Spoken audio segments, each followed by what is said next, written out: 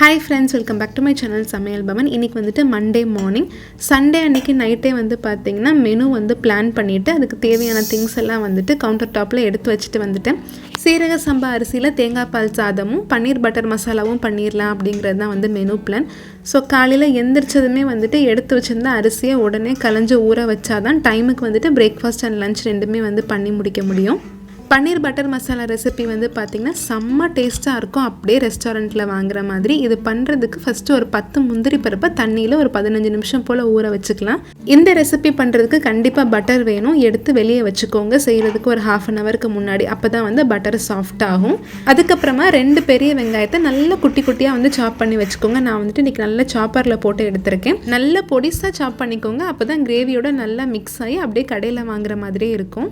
இப்போ வந்து ஒரு மசாலா ரெடி பண்ண போகிறோம். அதுக்கு ஒரு பெரிய மிக்ஸி ஜார் எடுத்துக்கோங்க. சின்ன மிக்ஸி ஜார்னால் டக்குன்னு தக்காளி வெளியே தெரிச்சு வந்துடும். அந்த மிக்ஸி ஜாரில் வந்து பார்த்திங்கன்னா ஒரு 4 பழுத்த தக்காளி, மீடியம் சைஸ் தக்காளி ஆட் பண்ணியிருக்கேன்.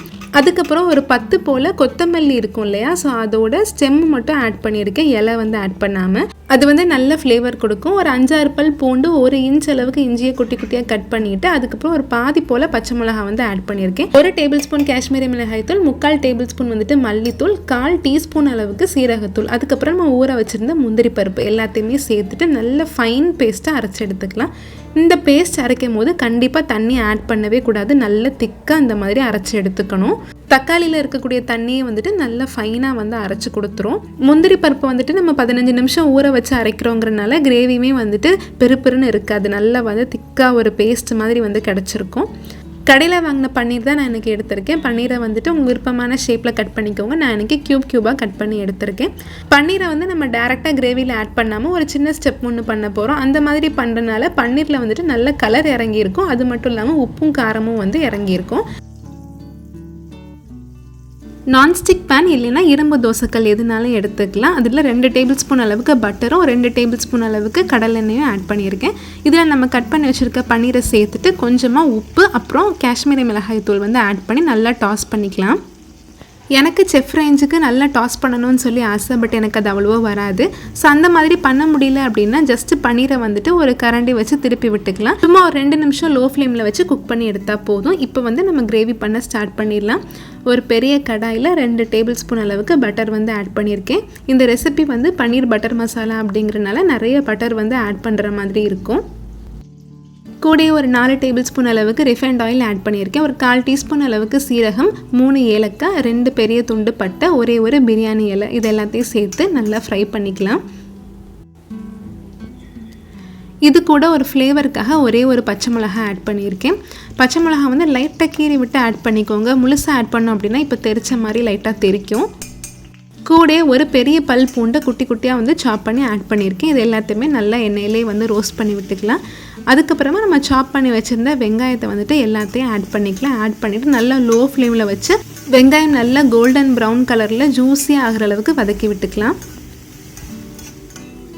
இப்போ வந்து வெங்காயம் இந்த மாதிரி இருக்கணும். இது கூட வந்துட்டு ஒரு 1/4 டீஸ்பூன் அளவுக்கு மஞ்சள் தூள், ஒரு 1/2 டீஸ்பூன் அளவுக்கு மிளகாய் தூள், தேவையான அளவு உப்பு வந்து ஆட் பண்ணியிருக்கேன். இந்த ரெசிபிக்கு தேவையான அளவுக்கு உப்பு.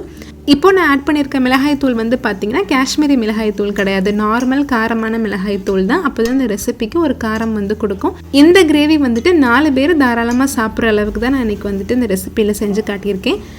ஆட் பண்ண மசாலாலாம் லைட்டாக எண்ணெயிலே வந்து வதக்கி விட்டுக்கலாம். அதுக்கப்புறமா நம்ம மிக்சியில் அரைச்சி வச்சுருந்த பேஸ்ட்டை வந்து ஆட் பண்ணிக்கலாம். பாருங்கள் எந்த அளவுக்கு திக்காக கட்டியாக இருக்கும், ஏன்னா நம்ம தண்ணி எதுவுமே ஆட் பண்ணலை. இப்போ இதை ஆட் பண்ணதுலேருந்து ஒரு 15 நிமிஷம் போல் நல்ல ஒரு சிம்மில் வச்சு நல்லா வதக்கி விட்டுட்டே இருக்கணும். அப்போ தான் தக்காளி, இஞ்சி, பூண்டு எல்லாத்தோட பச்சை வாசனையும் வந்து போகும். இந்த மசாலா எல்லாமே நல்லா லோ ஃப்ளேம்லேயே சிம்மில் வச்சு சுருள வதக்கி விடணும். நல்லா திக்காகி வரும். அது குக் ஆகிட்டு இருக்க டைம்லேயே வந்து பார்த்திங்கன்னா ஒரு 1/2 டேபிள் ஸ்பூன்லேருந்து 3/4 டேபிள் ஸ்பூன் அளவுக்கு சுகர் வந்து ஆட் பண்ணிக்கோங்க. நான் சுகர் ஆட் பண்ணுறதுனால இந்த கிரேவிக்கு வந்துட்டு நல்ல ஒரு டேஸ்ட் வந்து கொடுக்கும். ஒரு 15 நிமிஷம் போல் நல்லா குக் ஆனதுக்கப்புறமா இந்த பேஸ்ட்டு பாருங்கள் நல்லா திக்காயிருச்சு. கடாயில் ஓரத்துலலாம் வந்து பார்த்திங்கன்னா ஒட்டி வரும். அதுதான் வந்து கரெக்டான கன்சிஸ்டன்சி. அப்போ தான் வந்து அந்த தக்காளியோட பச்சை வாசனையெல்லாம் வந்து போயிருக்கும். கிரேவியோட ஃப்ளேவர் வந்து கிடைக்க ஆரம்பிக்கும்.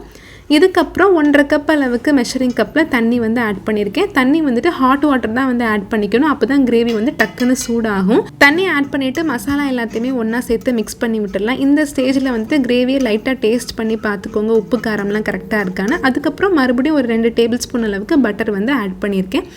ஆட் பண்ணிவிட்டு நல்லா ஒரு லோ ஃப்ளேமில் வச்சு ஒரு 5 நிமிஷம் போல் நல்லா கொதிக்க விடுங்க. அதுக்கப்புறம் நம்ம வறுத்து வச்சுருந்த பன்னீரையும் சேர்த்து 2-3 நிமிஷம் மட்டும் குக் பண்ணி எடுத்தால் போதும். பன்னீர் வந்து நம்ம ஏற்கனவே வந்துட்டு சாட்டே பண்ணி தான் வச்சுருந்தோம். இதில் ஒரு 2 நிமிஷம் போல் குக் ஆச்சு அப்படின்னா கரெக்டாக வந்து வெந்துடும். கிரேவி ஆஃப் பண்ணுறதுக்கு ஒரு 1 நிமிஷத்துக்கு முன்னாடி வந்து பார்த்திங்கன்னா ஒரு 1/4 டீஸ்பூன் அளவுக்கு கரம் மசாலா தூள் வந்து சுற்றி தூவி விட்டுருங்க. அதுக்கப்புறம் மேலேயே வந்துட்டு கசூரி மேத்தி இருக்கு இல்லையா, அதை கசக்கி மேலே தூவி விட்டுருங்க.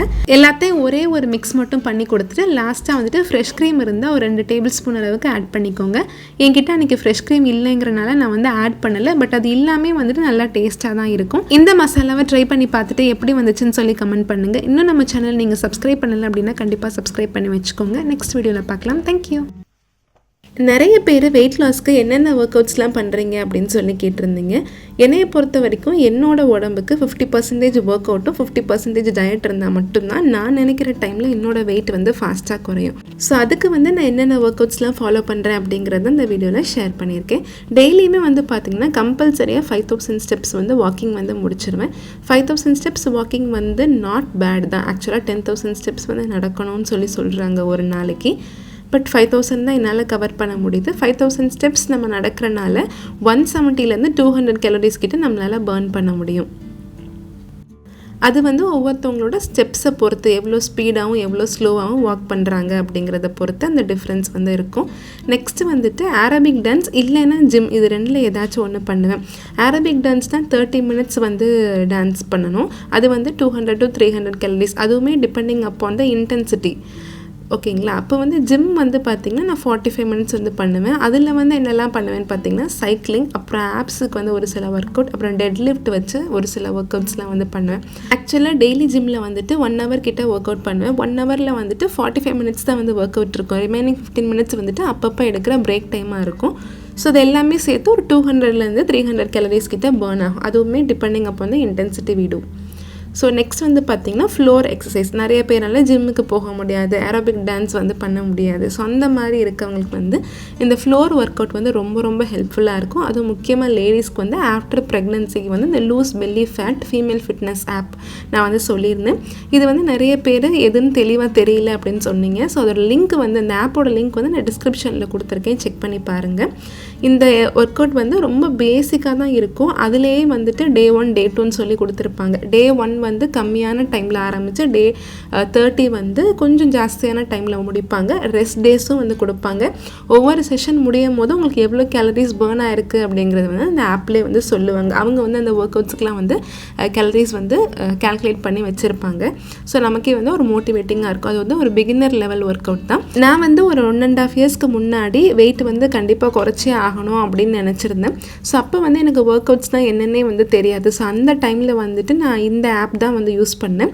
லிட்ரலாக சொல்லணும்னா நம்ம ஆஃப்டர் ப்ரெக்னன்சிக்கு அப்புறம் நம்ம பெல்லி ஃபேட்டு வந்து அப்படியே பாதியாக வந்து குறையிறத வந்து நம்மளால் பார்க்க முடியும். 30 days வந்து நீங்கள் அந்த ஆப்பில் ஒர்க் அவுட்ஸ் முடிச்சதுக்கப்புறம் உங்களுக்கே ஒரு கான்ஃபிடன்ஸ் கிடைக்கும். பெல்லியும் வந்து பாதியாக குறைஞ்சிருக்கும். அதுக்கப்புறம் உங்களுக்கு எல்லா ஒர்க் அவுட்ஸுமே கொஞ்சம் ஈஸியாக ஆரம்பிக்கும். இப்போ வந்து நீங்கள் டார்கெட்டாக வெயிட் வந்து குறைக்கணும்னு சொல்லி நினைக்கிறீங்க, லைக் ஆர்ம் ஃபேட், தை ஃபேட்லாம் உங்களுக்கு குறையணும் அப்படின்னா அதுக்குமே வந்துட்டு செப்பரேட்டாக வந்து வீடியோஸ்லாம் நிறைய யூடியூப்பில் இருக்குது.